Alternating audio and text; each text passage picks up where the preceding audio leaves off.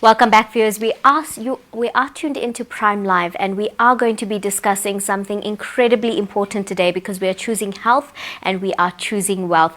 And today we are going to delve into a very important conversation lined up in honor of International Gynaecological Health Day. Now, this day is dedicated to, yes, raising awareness and promoting women's gynecological health across the globe. But today we'll be diving into cervical cancer screenings 101 with our resident wellness expert Ronald Abvajee, who will be helping us unpack everything we possibly need to know. Assalamu alaikum, Ronald. Thank you so much for joining us on Prime Live. Wa alaikum salam, and it's always good to be with you and the viewers. Tell us more about why it's so important for us to acknowledge Gynecological Health Day. Why is it so important for us to, yes, create this needed sense of awareness, but what is the purpose of acknowledging or rather celebrating this day? Well, when we look at the Gynecological Health Awareness Day, it is so important because, how did we all come into the world? It was through our mom's or woman's reproductive system, right? And we know that it is so important to look after the health of that because so many women are struggling with reproductive health. But not only reproduction, there are so many components to it that it's a lot more complicated than the men's reproductive system, both physiologically and chemically, talking about hormones. But what is the reproductive system in a nutshell? It's involving external and internal organs. And when you look at gynecological health, it's how do we break the stigma of having these conversations that literally help women understand and appreciate and look after their reproductive system. One is going to a gynecologist, yes, which is a specialist in dealing with that, a medical specialist. And two is for women to understand a little bit more about what could go wrong and the risks and what they could do to prevent any gynecological health issues. Now, today our conversation is going to be centered around cervical cancer. Can you tell us more about what cervical cancer is, as well as what are some of the causes or what are some of the things that put you at risk of cervical cancer? Well, cervical cancer is in relation to the cervix, and the cervix is between the vagina and, of course, the uterus. That's the cervix. And when we look at that, it is such a small area, but it's a highly impacted area from cervical cancer. And cervical cancer is one of the top 3 cancers that impact women globally. And it is known that there's numerous factors that impact cancer in a nutshell. So unhealthy lifestyle habits, being obese, being inactive, not sleeping correctly, not managing your stress. Also genetic factors, smoking. You got to stop that because it does impact different areas and organs of the body, and the cervix is one. Now also we know that the cervix is directly linked, and cervical cancer is directly linked to something called HPV, human papillomavirus. And we know that the research is showing that that is one of the common causes of getting these cells in the cervix to get abnormal growth, which leads to cervical cancer. Now, this is one of the C word can be incredibly scary, and especially when there are conversations about screenings and people get a lot of anxiety, especially when it comes to looking out for this type of cancer. But cervical cancer is known to be one of the most treatable as well as one of the most preventable types of cancer, and what that involves is regular screenings. Can you tell us how important it is to have these kinds of screenings and how important they are in terms of saving lives? And can you delve just a little bit more into HPV, how it's contracted, and how we can protect ourselves? Wow. So when we look at HPV, one is the regular examinations, absolutely important. And you and I are going to delve into an interesting discussion on that. But before we get to that, we know that there are global campaigns regarding the HPV vaccine. And that's another discussion because many, young children, before they reach the reproductive age, and that varies between literally 10 and 11 years old, sometimes even younger than that, 8 or 9, right up until, they start with their menstrual cycles. That's an indicator that that young girl is now able to bear children because of the hormone releases the egg, and of course menstruation is an indicator thereof. And the HPV vaccine is given to young girls and boys before they reach that stage in their lives, and it has been shown to prevent up to 90% of cervical cancers. Now we also know that what about those that missed that run of vaccines in schools in South Africa, because it's only very recent that it has been pushed into the vaccine regimen, is that if you are under 25 to 27 years old, you could still go for the vaccine. It can still help you. But if you have not gone for the vaccine and you are over that age and you want to identify the cervix and the cells around there, that what could potentially be healthy cells or what could be cancerous cells, you need to go for a pap smear. Now that look of yours says it all. That's like telling guys. Yeah, it's a very scary thing for women to, understand. And when it comes to health and checkups, a lot of people get this rage of anxiety. I'm very used to these kinds of conversations only because being diagnosed with endometriosis at a young age, you kind of normalized with these kind of tests and blood tests and all of these kind of things to keep your health in check. But these are things that every woman should be doing to keep her health in check, whether or not you have a gynecological issue or an underlying condition like PCOS or endometriosis. But that's the issue, I think, when it comes to why women are not testing. And if we have treatment available for cervical cancer, it can be prevented, but women are not getting there to that stage where they are going to get tested, and it seems like a very overwhelming and scary experience, and they have this very big reaction. What are some of your tips and advice when it comes to challenging that sort of anxiety? I think movies also have a lot of reason behind why a lot of women are scared of these kinds of tests, particularly pap smears as well. Can you talk us through why it's so important to push past the anxiety and just go and get the test? I mean, the reality of the test is that a lot of women, I can't relate to that. I can just speak to the physiology around it, and maybe you could share. One is it's extremely uncomfortable. Two is, for some women, a lot of women, is very invasive, because literally you're laying on there, your legs go into stirrups, and they insert a device that literally helps the doctor access, the gynecologist access the cervix, and that goes through the vagina into the cervix to swab it for certain cells, and you get your results in a day or two thereafter, because they send it for screening and it's for testing. So from an anxiety perspective, you don't know what you don't know. And if you're basing it on stories that you're hearing or movies that you're watching or social media is also causing a lot of this anxiety. And it's associated with a negative connotation. Now, I am empathetic to women that feel vulnerable in that sense. It is intrusive, bottom line. But for men, if you want to get an iota of context, go for your digital exam for your prostate, and then you can come back and talk from an iota of relevance to understand a little bit. Because if you don't understand, you will not be understood. Then it's about normalizing these conversations. But with the anxiety, is that go to your medical practitioner and get what the process entail, what will happen. It's called emotional preparedness. It's visual preparedness. Let them show you pictures, videos on scientifically and clinically what that practitioner will allow you to experience. And you can, in that session, begin to talk about, I'm uncomfortable, I don't know, is it painful? That's very important to have that conversation with your gynecologist. The second thing that we look at is that when you do go for these tests, if you're not comfortable talking to your spouse or family members, I'm sure you have a circle of people, women that you would trust, that you could say to you, what, I need you to have my back as I go for this because I don't know what I don't know. And it could be every year that you feel uncomfortable. It could be because of a previous trauma, sexual abuse, rape, or something that has really happened to you. And that is where you might need psychological support, because depression is also associated with cervical cancer and anxiety. And the depression is what's happening in your head in reliving the trauma of what has happened to you, and or the fact that you might feel that, if I don't know, I'll be okay. But and that causes anxiety coupled with depression as well. How do you deal with that? Have the conversations with the experts. If you need a clinical psychologist, find one and get one. They're there to help you deal with the mental barriers holding you back from the physical identification of what could save your life. And the third thing would be surround yourself with people that when you're down have your back and that can be there to support you without judgment. Absolutely. And then also having that support circle of women who might have gone through the experience already and give you a play-by-play of exactly what to expect from your experience. Like you said, you can emotionally and mentally prepare yourself for what you're about to experience, especially if you're going for it for the very first time.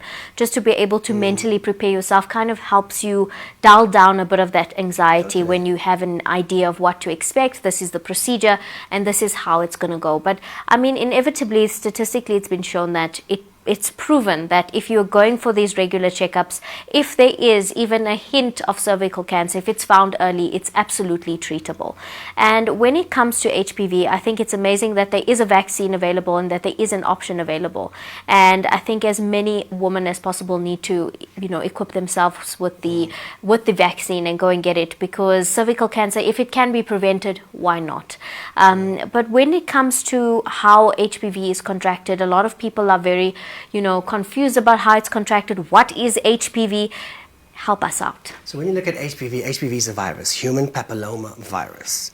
And yes, it gets, we can get viruses in different ways. It means that different viruses impact different areas of our body. When you get the influenza virus, it sits in the nose, nasal passages, and of course in the respiratory system, right? But then when you look at, contracting the HPV virus, we're not saying that young people are sexually active, but that is one of the lagging indicators if you are at that age. But the second thing is it could just happen from, being in the proximity of contracting the virus. And certain viruses sit dormant in your body and others then shift into becoming active. And the human papillomavirus, when it reaches the cervix, there's something about the tissue, the pH levels, there's a whole bunch of nuances that really get it to thrive, to impact those cells in the cervix. And cancer is basically the exponential growth of abnormal cells that impact the functioning of the normal cells, and that then could masticate and then be, of course, spread. So that is the risk, and that's how you could contract it, which is why regular screenings at the age by which you can start going to a gynecologist is so important. And what is regular? Minimum is annual. Minimum is annual. And something else I just thought of as you were describing surrounding yourself with other women that have gone through it. And I love this because you speak from experience with Endo Warriors and others, but immerse yourself into the experience if you can. What is the smell of the place? Is it, look at, what will the equipment be utilized, the stirrups, sitting it with clothes on, what does it feel like? So when you get into a multimodal sensory exercise, it does prepare you a lot more, and you can identify which component of something does trigger anxiety for you. So that's another tip. I think that's an incredible tip. I think for somebody who has high functioning anxiety, like myself, I like to have control and I like to have an idea of what I'm getting myself into. And I absolutely speak from experience. I mean, going through my very first laparoscope surgery, I had no idea what to expect. I didn't find a support group. I knew nobody who had endometriosis before. So I went in completely blind. And that's why I love that we found these different platforms and spaces where we can educate other women who are going through this experience for the first time and kind of lessen the anxiety, share with them what helped in terms of recovery, because that takes quite a long time. What can you experience right after the surgery? What are some of the side effects you can possibly experience? Knowing that information absolutely helps you to be able to take that brave step forward. And I think the same with these cervical screenings and pap smears. We have a lot of misguided information from movies and social media about how bad they can be. But I think in the right kind of environment and with a trusted medical practitioner that you trust and you believe in, it can be a decent experience. And it is inevitably going to be something scary because it is a test and you never know what's going to be the outcome of it, but it's absolutely important for us to be able to take the necessary steps that we can in order to save lives. And when it comes to cervical cancer, as we mentioned before, it is one of the most treatable and one of the most preventable types of cancer. And the C word, like we said, can be very, very detrimental to someone's life. It can feel like a death sentence. But having known women who have overcome cervical cancer as well, even at very, very young ages, we're seeing very young women being diagnosed with cervical cancer and coming out of it and even having children thereafter. There are a lot of positive stories that have come out. If you can take us through, maybe there is someone in our audience who has just been diagnosed. What are their options in terms of treatment? What should they be looking at in terms of nutrition, exercise? Because when it comes to cancers, how you live your lifestyle and how you cope with treatment can have a huge effect on your results as well as your recovery. Absolutely, and that goes for any cancer, right? So the first thing is that when you're diagnosed, what will happen if it is going through the pap smear? Your doctor will give you a ring. They'll say, come in, we have to have a conversation. We've identified cells that could be cancerous, and they might do further tests and evaluations, or they could say, because cancer can develop without you even realizing it. And that is the thing about cervical cancer. You won't know until you're reaching the stage 2s and onwards, right?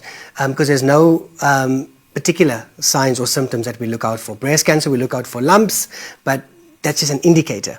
So what you then do is your doctor will then say to your gynecologist, we need to take this into an oncologist environment and literally go and have a look at what are the treatment options available and to diagnose, is it stage 1, 2, 3 or 4. That's very important to know. And has the cancer spread? So the oncologist will then go through and see, is the cancer localized into the cervix or has it masticated or spread into other areas of the body? Because then we have a problem. That is literally stage 3, 4 where we look at treating it. But if you catch it early, you would then undergo treatment. One is, it would definitely be a ideally non-invasive treatment. That's number one. Number two is, if it is fairly serious, they would look at the option of a hysterectomy. And at younger ages, we tend not to want to do that. But once you've had kids and you are reaching the perimenopause age and you are older and you don't have any more kids, that does become an option. And the third thing that you then look at is managing your mental health. Absolutely important, because this is scary. This is make or break. Am I going to have a family or not? Will my partner leave me or not? How do I deal with this or not? Will I die or not? So mental health support is critical. And then walking this journey, if you need a dietitian, if you need a biokineticist, walking a journey with an integrated team of support, and then having your support crew. I cannot emphasize that enough. Now, something that is a huge issue in South Africa is access to healthcare.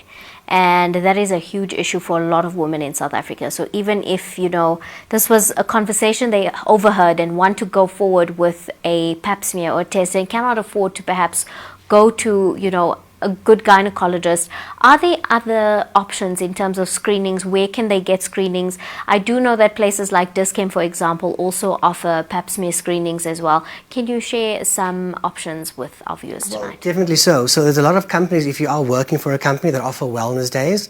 And if there is a need and the demand is there, they will offer pap smears. I know we did it at certain of our corporate clients, but you do it in a space that is a safe and comfortable space without judgment. And literally at one of the companies, in one of the days, we had 2 nurses and we did about 20 pap smears. Absolutely amazing, because it gave them access to it without them paying for it. We know that there are the private clinics that are available, but also there are the associations that deal with these kinds of treatment and tests in very outlying areas. The reality is that not all outlying areas will have access, but places like certain pharmacy groups, certain hospitals do offer you tests for free, and a lot of them have mobile clinics. Transnet's got the medical train that goes on the railway lines and stops in towns where there's not a lot of medical access, and there's dentists, gynaes, and a whole bunch of other tests that you could do. But the reality is, start off with conversations, and if you do have a family history thereof, I would suggest you make a plan. And even if it means saving or letting your family club in together so that you can go annually, do that. Absolutely. Thank you for sharing that advice.